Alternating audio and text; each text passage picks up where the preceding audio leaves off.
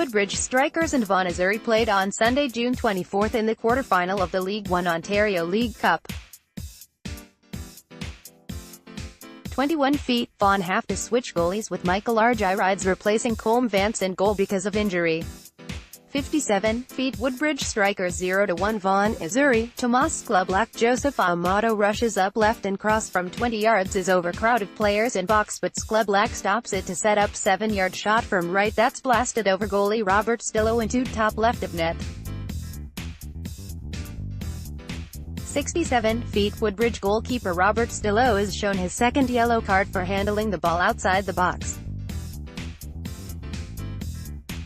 Tomasz Sklublak races in for bounce-through ball pass and tries to chip him from 27 yards on the left, and Stillo has the ball hit him as he raises his arms at 22 yards.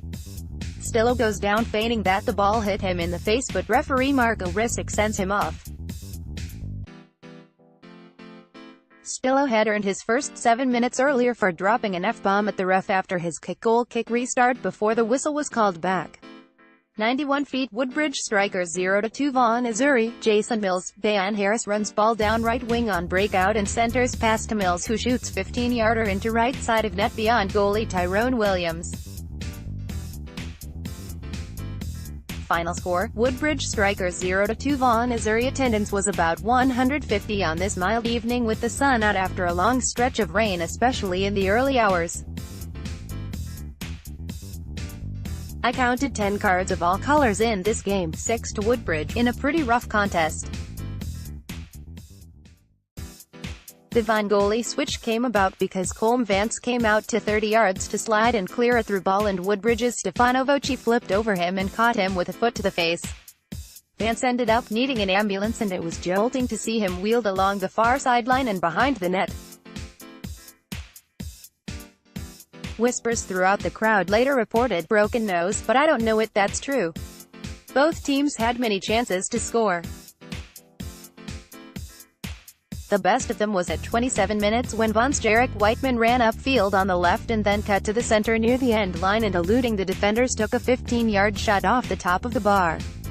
The 31st minute had an unusual situation where the Vaughan replacement goalie Michael Argyrides dove for a poor back pass headed into the goal and was given a yellow, and Woodbridge was awarded an indirect free kick from 15 yards.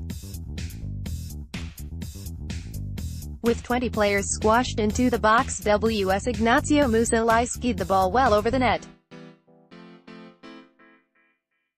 Musilai had another chance at 44 minutes when he had a 7-yard point-blank shot in a crowd of players stopped by the goalie. Looking for an insurance goal at 75 minutes, VA Jared Phillips dribbled into the middle from the right and tapped forward to VA Dylan Sacramento, whose low shot from 12 yards had the goalie reach back and grab it while already on the ground. The Woodbridge chances did dry up after the sending off. These two teams had met in the last two L1O Cup finals. Woodbridge won last year and Vaughan won in 2016. Woodbridge won in 2015 against Sigma FC in the final, and in the inaugural season Vaughan beat Sigma in the final. I caught L1O chair Dino Rossi at the Sigma FC London game on Friday night.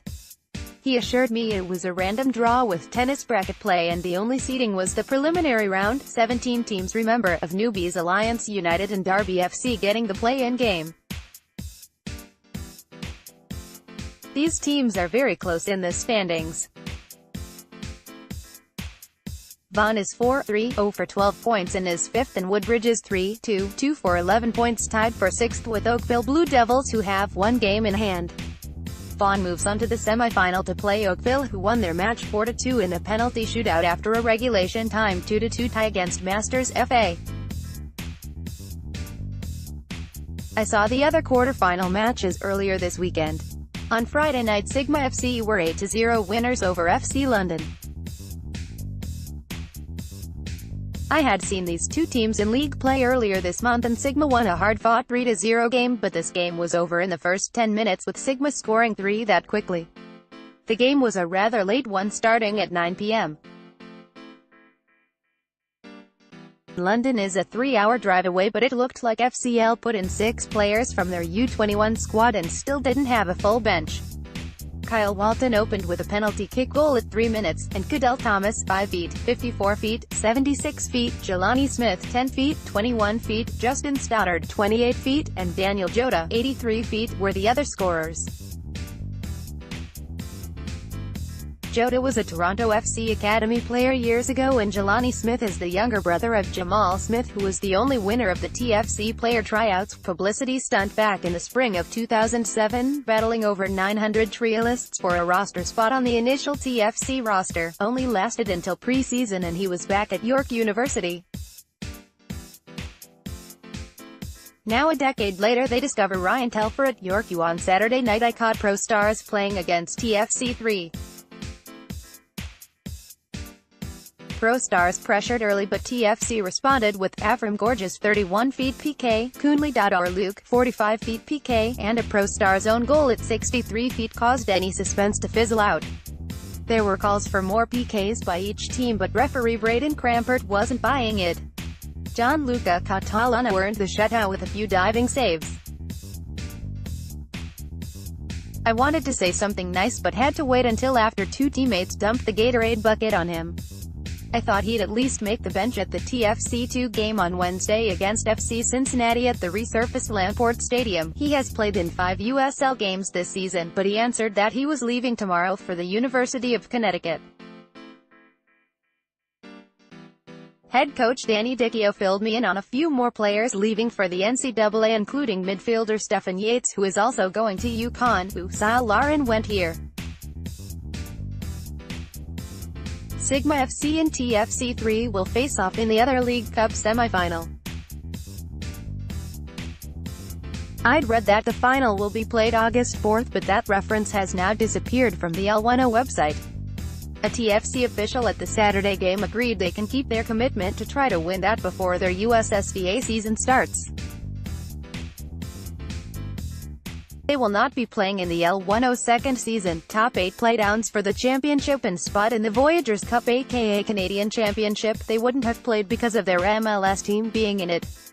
He also wasn't sure that TFC3 will be back in L1O next season, as their new winter season will play in the seasonal erected dome at the BMO Training Center in Downsview, will leave the players needing a rest for that season.